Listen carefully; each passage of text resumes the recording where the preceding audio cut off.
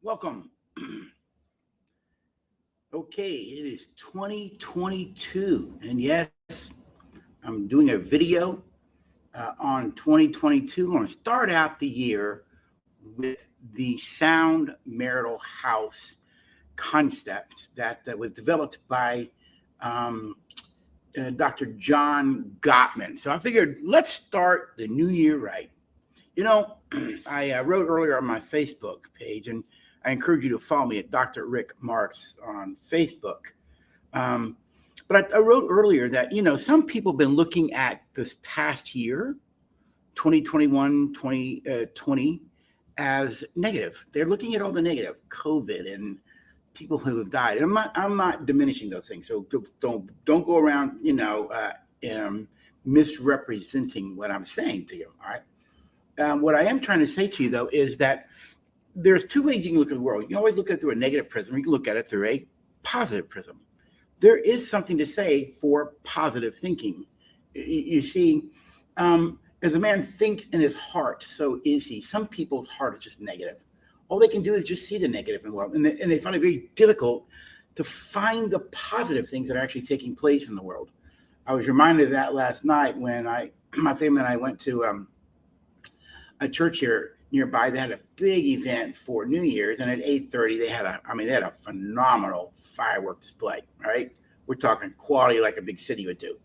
And but I'm walking around and I see a friend, and they've had a baby, and I have not seen this little baby since. And I walk up and I see little Jordan lay, there in his stroller, and I look down and he just smiled at me. Folks, that's what's good in the world. Babies are being born, new life, love. There is so much to be positive about. Sadly, some people can only see the negatives. They can only see the negatives. And if you live a life of negativity, you will attract negativity to you. If you live a life of positive, you'll attract the positive to you. You get to decide how you choose to live your life. You see, you will reap what you sow. Angry people sow anger. Fear-based people create fear. Negative people create negativity. It's the law of attraction. You will attract it, but you will also attract to you the way in which you think. Your thinking patterns attract the very things to you as well. And so as I look at the last 2 years, yeah, they've had challenges. I don't live in denial. I mean, living in denial is not positive thinking, all right? However, I do know this, though. Living with a mindset of positivity means you've got to learn to live in the present, fully in the present, letting go of the past, not worrying about tomorrow, but looking at what is and finding in the midst of it joy and peace. That takes maturity. There are some people who've written some books here recently, for those in the faith community. They are predicting that the next way in which the church can reach the culture, if they're sharp about it, is going to be distinctly and strategically reaching marriages. And we're not talking about getting people saved, folks. We're talking about helping people in their brokenness, helping people in their woundedness, and using prevention programs. You see, when you live in negativity, if you have a broken marriage, you tend to see the world through brokenness. Let's be honest, because it's like whatever happens in your home kind of affects your prism for life, right? And many children, even in Christian homes, are growing up with negativity. And we wonder why we really can't reach these kids. It's the parents that are raising them. I believe the majority of kid problems aren't the kid, it's the parents. But heaven forbid that we have to go fix the parents. You see, we'd rather try and fix the kid. When the kid's not the problem, the kid is just reacting to all the negativity that's in the home. Boy, what if I began to see my wife not with challenges and issues? I mean, let's be honest. I got issues. I know you're shocked by that. And that's okay. I really do. Ask my wife, ask my kids. They will tell you. Rick Marks, Dr. Rick, has got issues. But let me say something to you. My wife does too. However, though she has issues, because I do too, I love her beyond those things. To love her is to love those parts. To love her is to accept those parts. Doesn't mean if they're abusive that I have to tolerate them and put up with them. No. We all have our quirks, don't we? And yet, I can look at my life and see all the positive that my wife brings into our marriage in terms of who she is as a person and what she does in my life. Now, we were talking last night at the midnight hour.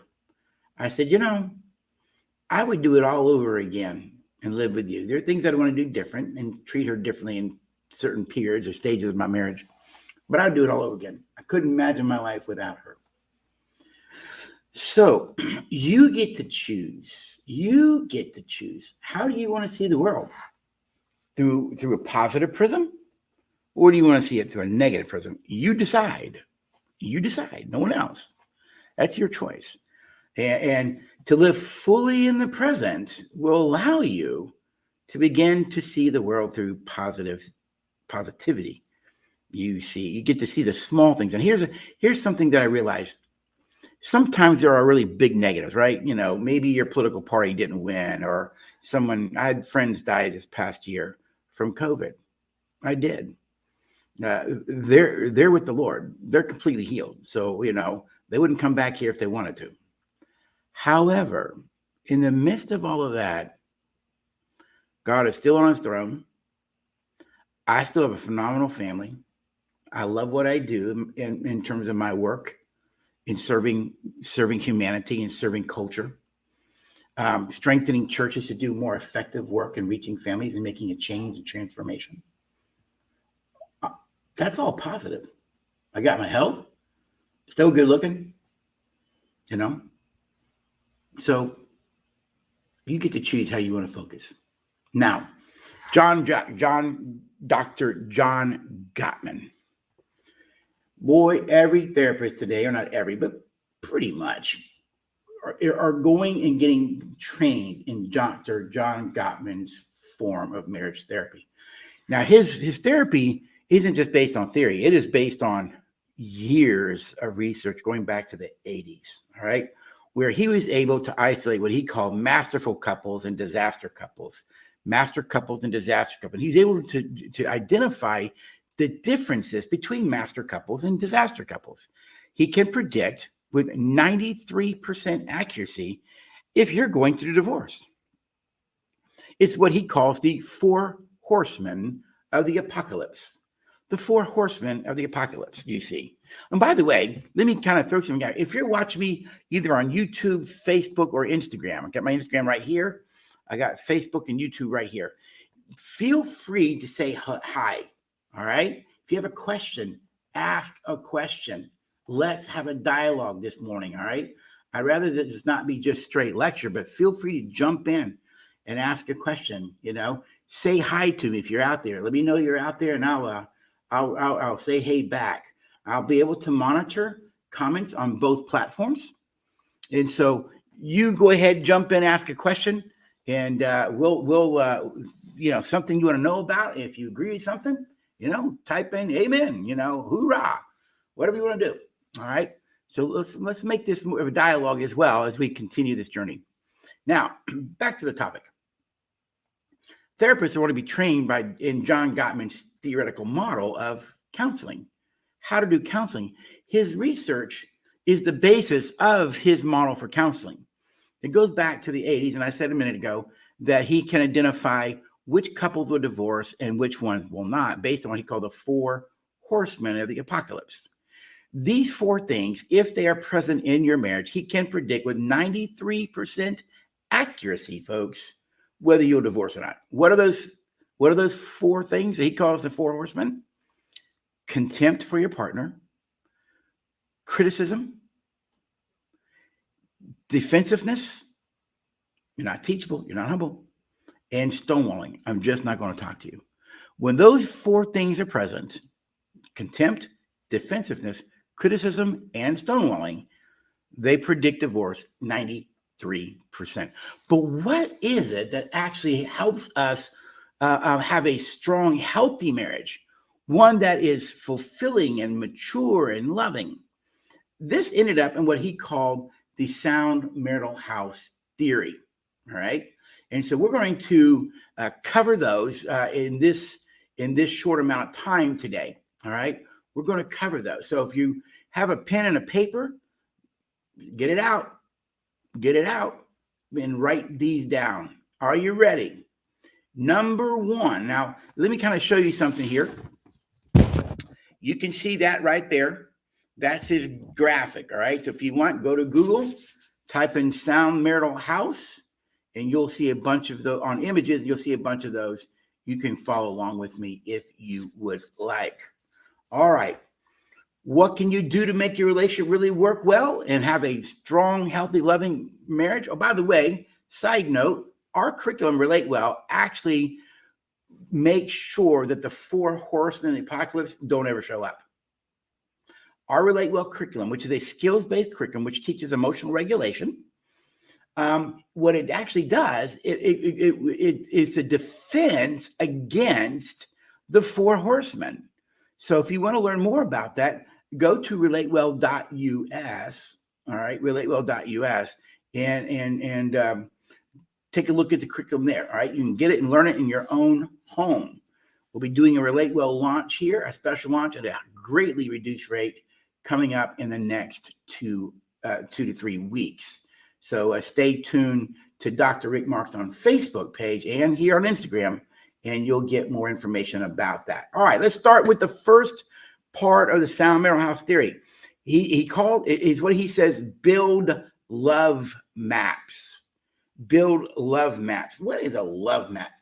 One of the things that he noticed about masterful couples is basically this.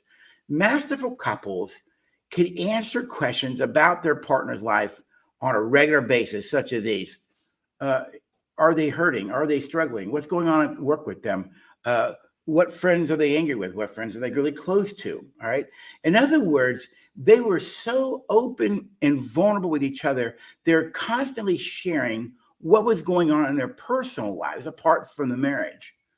And these couples could answer those questions about their spouse. Why? Because they communicated. They talked openly and vulnerably, not just about kids or, who's going to cook, those logistical things. It was about intimate things, their personal life, their dreams, their aspirations, their hopes, their fears, their hurts, their pains, their dreads. You see, he calls those love maps. All right. I believe he has it's pretty inexpensive, by the way. I have it on my phone. I have 4 love maps to allow you to build love maps in your own.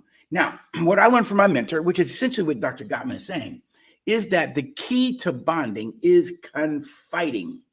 Did you get that? The key to bonding is confiding. What he also knows, and what Dr. Gordon revealed to me, is that when couples are in conflict, they quit confiding in each other. They quit opening up. They quit sharing. His research showed the same thing, that when you're a disaster couple, his research there, when he called his love lab, which is basically these rooms wired with these places that couples would come live, and they were wired with cameras everywhere, and they had, electrodes hooked up to them so they can measure skin and they measure heart rate and breathing, because he actually did a medical science behind his work, what's going on physiologically in those relationships. What he noticed is that couples who are in distress had very long periods of silence. They just didn't talk to each other. You could feel the tension in the room. Masterful couples have what he calls bids for communication. All right. They would begin to connect by these bids. We'll talk more about those in a little bit.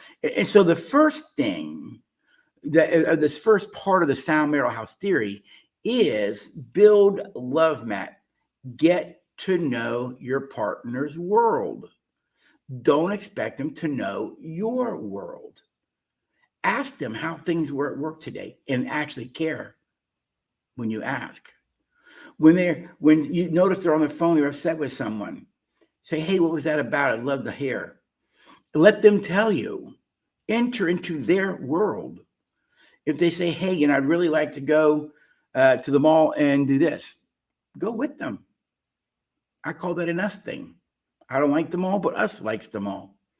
Go with them. Do it for us. That's entering to their world. You see? And so build love maps. Get to know your partner. Couples who are in conflict quit getting to know each other, which is why, in my personal opinion, by the time you get to the empty nest, you're at the second highest risk for divorce. Why? Because couples who divorce at the empty nest quit getting to know each other. They've neglected the us for other things, work, kids, whatever. They put everything else in front of the marriage, that they didn't know each other anymore. They became distant. They became strangers to each other. You know, I told my kids that when the empty nest comes, Lou and I are going to be in us. No matter what, I'm going to do my best to my ability to have us in that house. All right. I'm living that way till the end of my days. All right. I love when us is in the house. I hate it when it's not. But for us to be in the house, you got to enter each other's world. You got to get to know each other. You got to want to know them. And by the way, if I want to know you, you have to want to be known. You have to want to be known. Build love maps, number one. Number two is share fondness and admiration.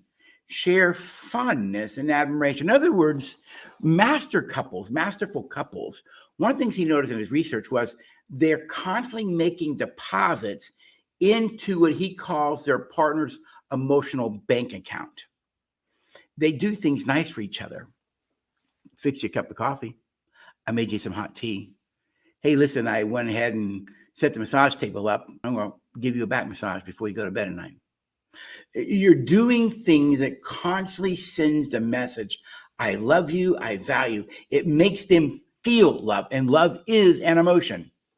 I can prove that to you in a later date. Don't take my word for it now if you don't want to, but the reality is love is an emotion. And when you lose the feelings of love, love becomes a decision. In other words, I can treat you with goodwill and respect, which is what love does. I can treat you with goodwill and respect, though I have no feelings of love for you. I may be afraid of you. And to suggest to people that you can act your way into a new way of feeling, I find that very disingenuous.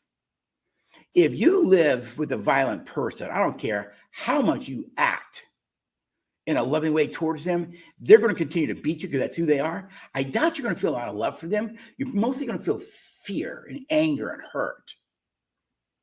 And the feelings of love are based on how you treat somebody, whether you're a source of pleasure to me. And if you treat me in a way that you're a source of pleasure, filling my emotional bank account, I will have desire for you, because we always have feelings of love for the things that we desire. And when you stop being a source of pleasure, I will stop feeling love for you. Why? Because now I feel that you're a threat. I feel danger from you. And when I feel that you're a threat or a danger, that's when fight, flight, or freeze starts to show up. So I run away from you, I attack you, or I just go numb. I just don't care anymore. Excuse me. Second part of the Sound Marital House theory is share fondness and admiration. And we say it this way: share an appreciation every day. Do things for your partner every week, 2 or 3 times a week, that is special for them. You do it because you love them. You want to fill up their emotional bank account with feelings of love and goodwill, respect, care. What we call the 4 protectors of us. Number 3, one of the things he noticed is in his research with masterful couples is that when he's watching couples interact, one video I remember in the training, because I got trained in Gottman's work many years ago, they showed us a video of a couple in the love lab, and it was during breakfast time, and he's sitting at the table reading a newspaper. His wife is at the sink washing dishes, and he's reading the paper, and he's making comments to his wife about things that he's reading, and she's responding back. Each time he would say, hey, listen to this. That's a bid for connection. That's a bid for connection. Hey, honey, you got a moment? Bid for connection. Can I share what happened today? Bid for connection. I need to tell you about what our son did. Bid for connection. And masterful couples accept partners' bids for connection. Did you get that? Masterful couples accept their partner's bids for connection. Disaster couples, someone may say something, but they get either stony silence back, they get nothing, they may get a scowl, or they get an argument, or they get criticism, or they get defensiveness. You're not accepting the bid for connection. You're basically destroying it or ignoring it. Masterful couples turn towards instead of away. One of the things I've always said for years as a counselor and as a psychologist, when I do marriage work, I listen to people's patterns of behavior. Got it? I don't listen to what you say. I look for your patterns of behavior. And one of the key patterns I listen for is whose behavior is turning towards the marriage, whose behavior is actually turning away. You may say, I love him, I love her, verbally, but if that's true, why are the bulk of your behaviors actually turning away from each other rather than towards your partner? And if you're the ones whose bulk of your behaviors are turning towards, that means you're the one that's really working for the relationship. But if the bulk of your behaviors are actually about turning away from someone, you're the one that doesn't want out, or you're in fear or something, but you don't want the relationship. Why? Because your behavior turns you away from it. Turning towards instead of turning away. And we do that by acknowledging our partner's bids for connection. Did you get that? Did you say yes out there? That was a bid for connection, by the way. Did you say yes? That's a simple form of a bid for connection, you see. And so masterful couples are constantly doing things to keep the connection. It's what he calls bids. It's what he calls bids. I also think one of the ways that you can share fondness and admiration and do bids for connection in our world, in the relatable world, is your partner's top 3 relational needs, or we call them the cares needs, right? The 10 biological needs, those 3 priority needs. When you meet a priority need, you're actually showing fondness and admiration by intentionally going and meeting those top 3 of their 10 biological needs, their priority needs. But at the same time, when you listen to your partner's language, what they say, and you hear behind it, is this a need for comfort? Is this a need for appreciation? Is this a need for attention? Is this a need for acceptance? Is this a need for comfort? Once you're able to determine the need underneath the bid, wow, you have just taken a bid and taken it to really the core of how the human brain works biologically in terms of intimacy. You see? Honey, you got a moment? Yeah, I've really been struggling with something that happened today. Maybe they need encouragement or comfort. So it's not that I just accept the bid and listen, but I'm listening for the need underneath that bid. And when I can identify the need underneath that bid, and I also speak to that need, listen, you just showed fondness, admiration in a way that you couldn't do normally, but it's by buying flowers, which is fine. But when you kind of merge that together, wow. This is why we encourage people and relate well to really understand the power of meeting needs and how that works at the biological level for the brain, particularly the right side of the brain, which is where bonding and attachment and intimacy is really felt. All right. Number four is masterful couples take the positive perspective. Gottman writes, a positive perspective occurs when the friendship of your marriage is strong. Did you get that? A positive perspective occurs when the friendship is strong, which basically means if you want to have a really positive relationship, you got to keep your friendship up. You got to keep the connection strong. You've got to do things together, just like you did when you were dating and built a friendship. Keep it going. There are people who are married today that have lost their friendship. Y'all, those who listen to me all the time, I always come back to this. I'm going to do it again right here, right now. It's like the old Righteous Brothers song, you've lost that loving feeling. That's right, folks. You can lose the loving feeling, but it's harder to lose it when the friendship is strong. Didn't say impossible. And that friendship, when you lose the loving feelings, the friendship is what keeps you in there. The friendship is the very thing that makes you go, no, I'm going to do this. You got it? You're going to look at it in a positive way. Why? It's my friend. My friend wouldn't do that to hurt me.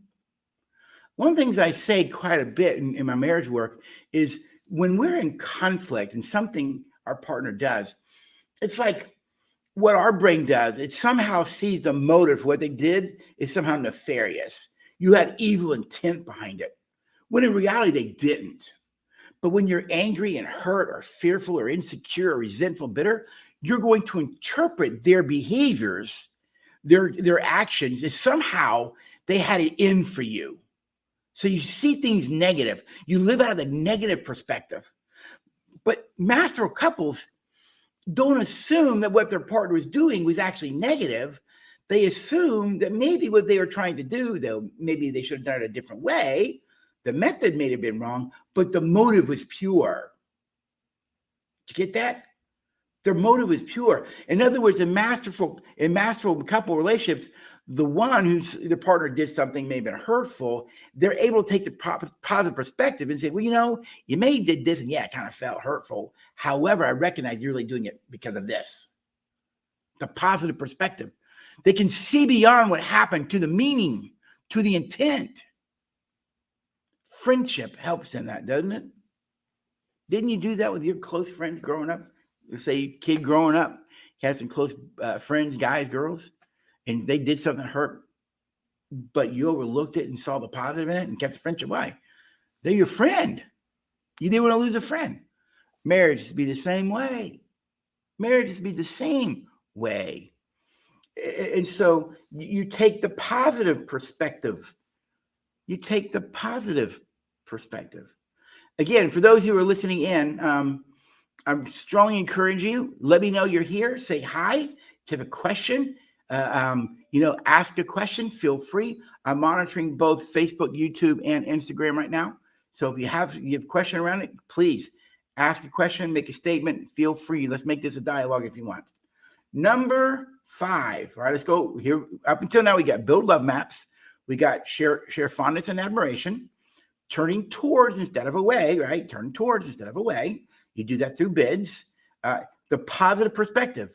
Masterful couples take a positive perspective about their partner. They don't assume everything they're doing is nefarious or somehow evil intent. Number 5 is manage conflict. Masterful couples know how to manage conflict so that they don't harm the relationship. One of the things that he noticed is that when it comes to managing conflict in masterful couples, that the partners, listen to this, the partners would allow their spouse to influence their behavior. Did you get that? Gottman calls that accepting influence. Accepting influence so that you can be open to a compromise. When you get dead set, I'm right, you're wrong. You did this, and this is the reason why. We can't solve this because of that, black or white. You're not going to accept influence from your partner. Matter of fact, you'll rarely accept influence from anybody. That's just the nature of that kind of emotional mindset. I'm right, you're wrong. Very black and white. And so in conflict, one of the things that Gottman found in masterful couples is they accept influence from each other. How about we think about this? What if we did this instead of that? And that other person is able to listen and hear it so they can find a win-win solution.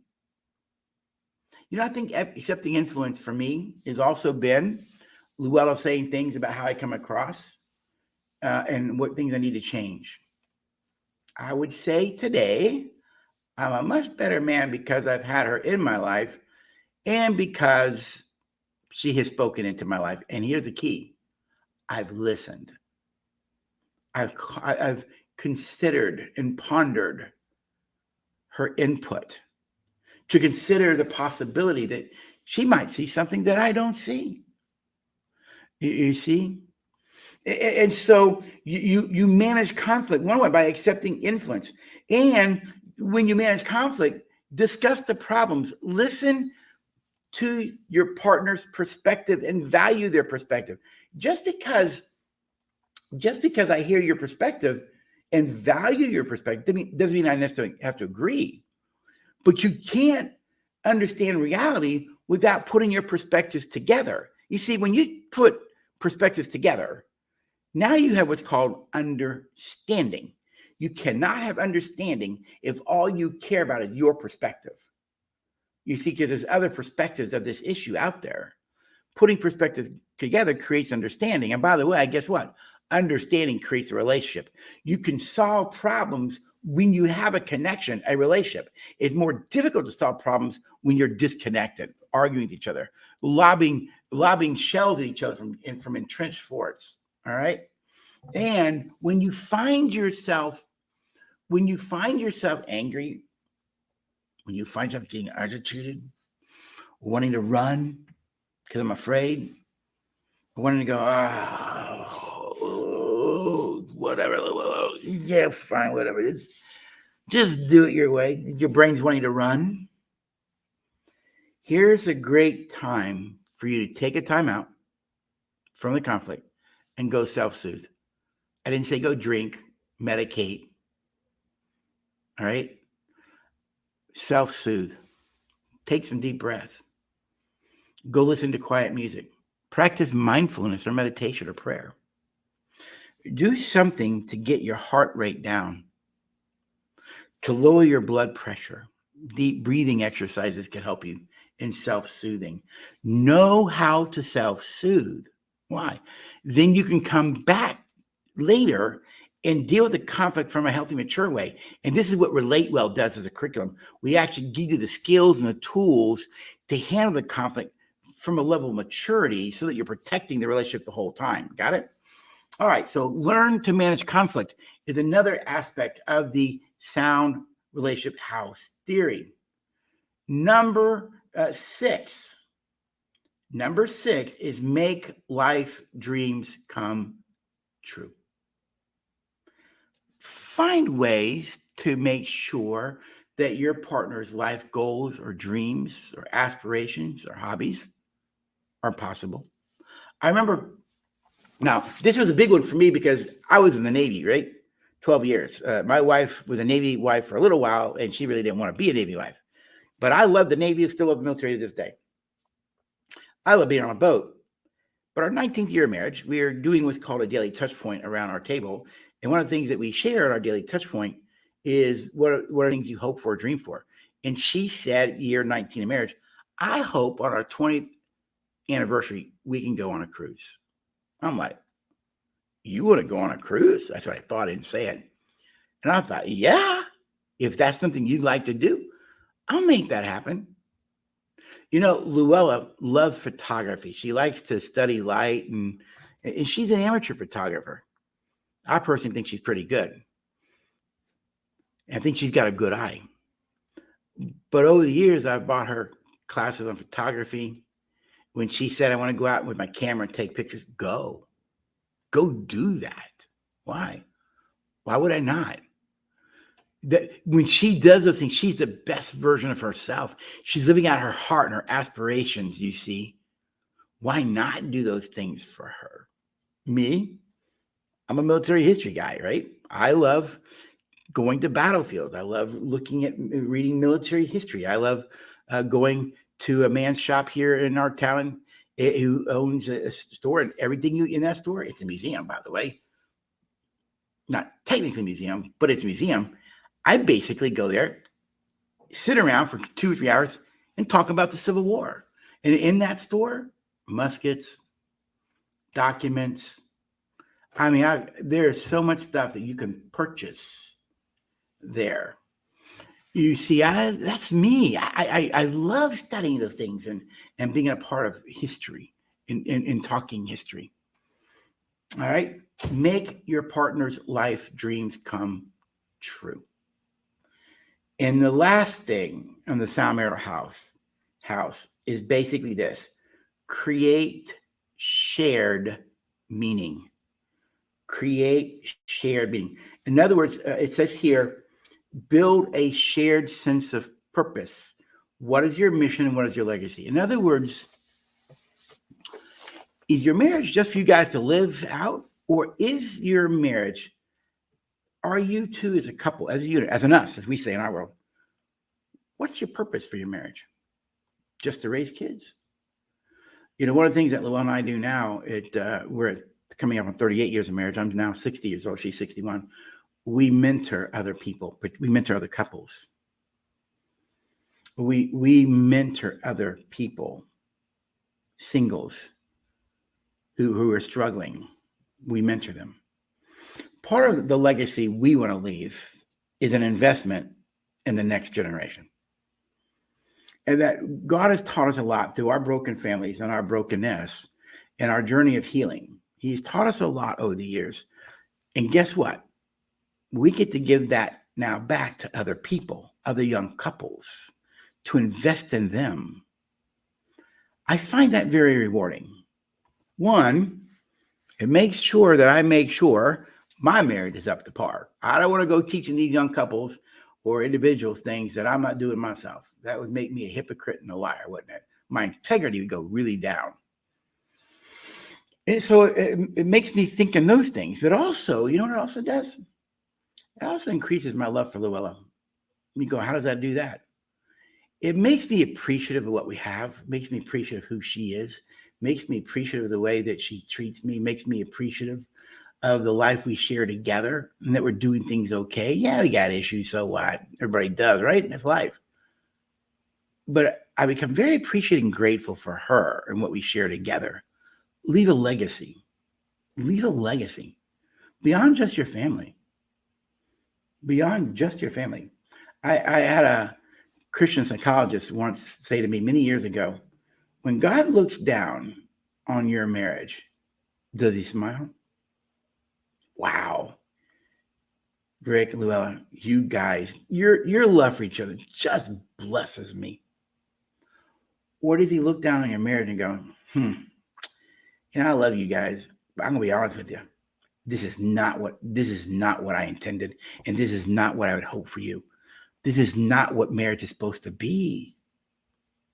I want to know that when God looks down on our marriage, he smiles big. That's what I want. And by the way, when my kids look at my marriage, I want them to smile. I want them to smile. And when others see Luella and I want them to go, wow, that's what I want. That's what I want. You see, I think when we have a shared meaning, we realize our life together as a unit has a purpose as well. Not just me as a psychologist and a minister, not just my wife, who is a homeschooled mom and a stay-at-home now mom and those kind of things. No, what really mattered is that we live a life of love and goodwill for each other. And because we've been doing that, we now get to go give it away. We have our ministry, Connect Us for Life, where we serve in couples and families across the country. I've written books. We've written a really great curriculum called Relate Well. You can find out more about that at relatewell.us. We invest in churches to do better, more effective work. Yeah, we have a shared meaning for ourselves as a couple, and what God has done in our lives, we get to go give it away to others now. And then that Sound Marital House, if you think about the walls of that house, one is trust and the other is commitment. One is trust and the other is commitment. You got to have trust and loyalty and dedication as commitment. And I got to believe that you're not here to hurt me, harm me, betray me. I can trust you. I like the way that Dr. Rita DiMaria said it to me a long time ago. And she actually had this little foam heart. All right. So she has a little foam heart. I'm thinking about getting some myself. And she handed it to me and she said, I want you to look just like this, Rick. So I held it out, right? I held it out just like that. And she put the heart in my hand like this. So I have the heart in my hand now, right? And she says, Rick, I've just given you my heart. Will you protect it? Will you keep it safe? Or are you going to squash it? Are you going to rip it apart? When someone gives you their heart, they're trusting you with who they are.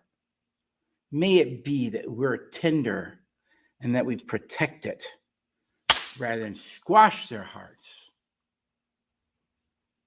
So, folks, this is the Sound Marital House theory. And I hope maybe in some way, as you've listened, that maybe some way there's one or two things you go, I could do this better. And maybe in some small way, my hope and prayer is that we have inspired you to go research more about that thing, learn more about how you're doing it or not doing it, and go make a difference. That will make a difference. If you need counseling, let us know. You need a marriage intensive, let us know. We're here to serve you. So this is Dr. Rick Marks. Again, Happy New Year on this January 1st, 2022. Happy New Year. And when you think about the Sound Marital House, these are research-based principles that I believe are also biblically sound for those of you in the faith community that can make sure your marriage is strong and vibrant and loving and mature all this year and beyond. Have a great day, everybody. Bye-bye.